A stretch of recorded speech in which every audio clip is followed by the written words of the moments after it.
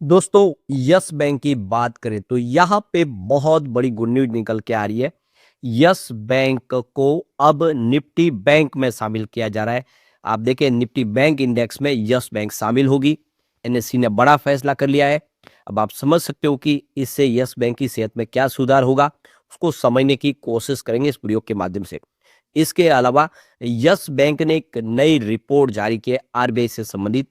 क्या है इस रिपोर्ट में, उसको समझने की कोशिश करेंगे। इसके अलावा जो अपडेट निकल के आ रही है 81 बॉन्ड्स का जो मामला है, जिसमें आपको पता ही होगा कि 2020 में जब यस बैंक डूबने की कगार पे आई थी तो 81 बॉन्ड्स को राइट ऑफ किया था आरबीआई ने। लेकिन वो मामला जो था वो कोर्ट में गया और हाई कोर्ट ने फैसला जो है बॉन्ड धारकों के फेवर में दिया कि यस बैंक को ये रकम चुकानी होगी। अब ये मामला है सुप्रीम कोर्ट में और सुप्रीम कोर्ट से बड़ी खबर निकल के आ रही है। क्या है अपडेट, उसको भी जानेंगे इस वीडियो के माध्यम से। लेकिन फ्रेंड्स, उससे पहले अगर आप पहली बार हमारे चैनल पे आए तो चैनल को सब्सक्राइब कर दीजिए, एक बेल आइकॉन दबा दीजिए ताकि जब भी नया वीडियो बने पहला नोटिफिकेशन आपको मिले। वीडियो पसंद आए लाइक से जरूर कीजिए। चलो फ्रेंड्स, वीडियो स्टार्ट करते हैं। मैं हूं आपका दोस्त एस बी दवे और हमारे अपने चैनल ऑनलाइन कमाई में आपका बहुत बहुत स्वागत। सबसे पहले यस बैंक के कारोबार की बात, आज 22.76 पर क्लोजिंग देखने को मिली, जहाँ पे 1.61% की शानदार तेजी थी। काफी अच्छा क्या, गुड न्यूज ने पूरा माहौल बदल दिया, यहाँ पे तेजी बनी है। अब आप देख ही सकते हो कि 22.40 के आसपास क्लोजिंग थी कल की। आज 22.49 पर अच्छी शुरुआत की। देखिए इंट्राडे में 22.33 का लो भी बना। इसका मतलब कुछ समय के लिए आपको गिरावट होती हुई दिखाई देगी, लेकिन पॉजिटिव खबर के दम पे ये 23 तक पहुंचता हुआ दिखाई देगा। स्टॉक काफी बेहतर क्या है, पिछले कुछ दिनों पहले अगर आप देखें स्टॉक आपको 16-17 रुपए के आसपास दिखाई देता, वही स्टॉक अब 23 रुपए तक पहुंच गया है। आप समझ सकते हो बेहतर हुआ है। और इसके पीछे सबसे बड़ा जो रीजन था, जिसमें आप देखें सुमितोमो मित्सुबिशी बैंकिंग कॉर्पोरेशन को ये 21.5 की प्राइस से शेयर अलॉट किए गए हैं, जो शेयर थे एसबीआई के पास और दूसरी बैंकों के पास। इसकी वजह से ये स्टॉक फेयर वैल्यू पे आया, जिससे यहाँ पे पॉजिटिव माहौल बनता हुआ दिखाई दे रहा है। तो यहाँ पे जो बड़ी गुड न्यूज निकल के आ रही है, यस बैंक और यूनियन बैंक ऑफ इंडिया, यानी एक प्राइवेट बैंक और एक सरकारी बैंक, दोनों को ही 31 दिसंबर 2025 को निफ्टी बैंक इंडेक्स में शामिल कर लिया जाएगा। और आप समझ सकते हो ये बहुत बड़ी गुड न्यूज है।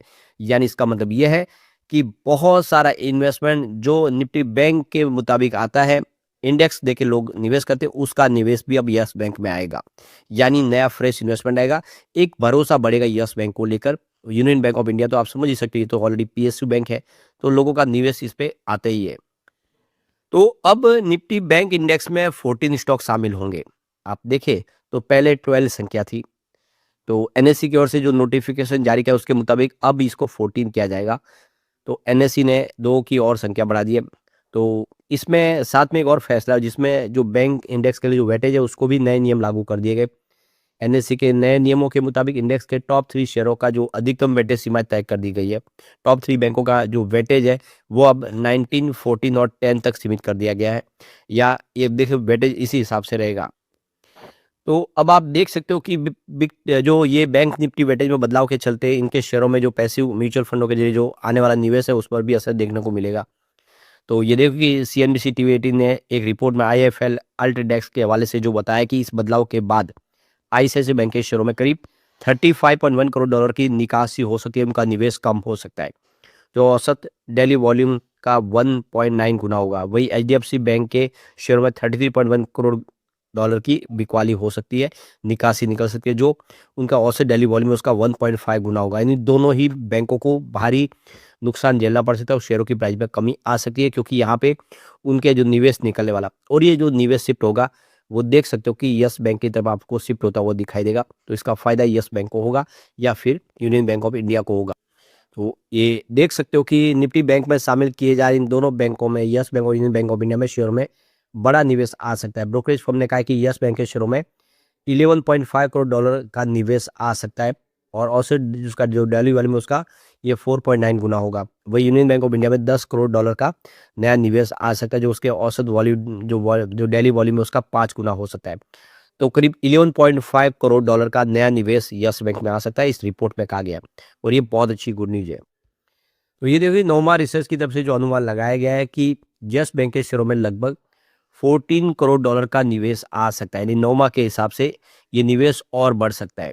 आप क्लियरली देखो कि यूनियन बैंक ऑफ इंडिया में तो लगभग उतना ही बताया, 10.9 करोड़ के आसपास का जो डॉलर का निवेश आ सकता है, लेकिन यस बैंक में नौमा ने अंदाजा लगाया वो काफ़ी बड़ा है, ये 14 करोड़ के आसपास है।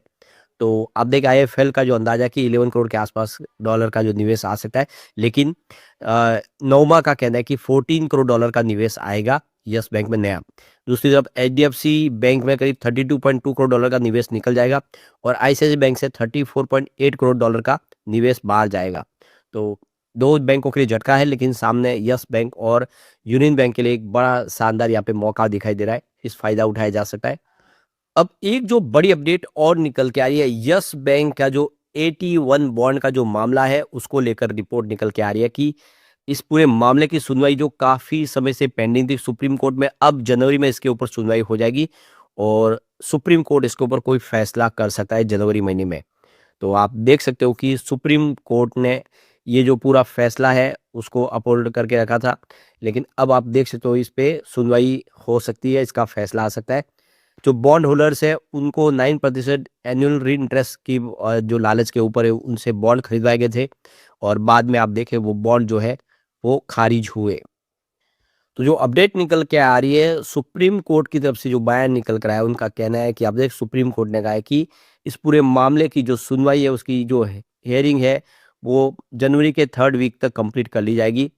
तो रिजर्व बैंक ऑफ इंडिया की तरफ से यस बैंक और जो दूसरे और जो यहाँ पे जो अ, वादी है उन्होंने यहाँ पे चैलेंज किया था बॉम्बे हाई कोर्ट के 2023 के फैसले को। तो 2023 में बॉम्बे हाई कोर्ट का जो फैसला है जिसमें 8,415 करोड़ रुपीस की जो रकम है 81 बॉन्ड्स की उसको राइट ऑफ किया था, लेकिन बॉम्बे हाई कोर्ट का कहना है कि ये एक गलत तरीके से किया गया है क्योंकि बॉन्ड धारक को वो रकम चुकानी चाहिए, वापस उनको देनी चाहिए क्योंकि उन्होंने भरोसा किया था यस बैंक पे और जो उनको नियम नहीं बताए गए थे उनको गारंटी के साथ कहा गया था कि आपको गारंटी के साथ रिटर्न मिलेगा, इसीलिए जो भी रकम है उनको मिलनी चाहिए। ये बॉम्बे हाई कोर्ट का फैसला है जो एक झटका है यस बैंक के लिए, उनको काफ़ी बड़ी रकम देनी है वो भी इंटरेस्ट के साथ। तो यस बैंक ने 2016 में 3,000 करोड़ रुपीज़ के 81 बॉन्ड्स के माध्यम से फंड रेज किया था और 9.5% का कूपन रेट रखी थी उस समय।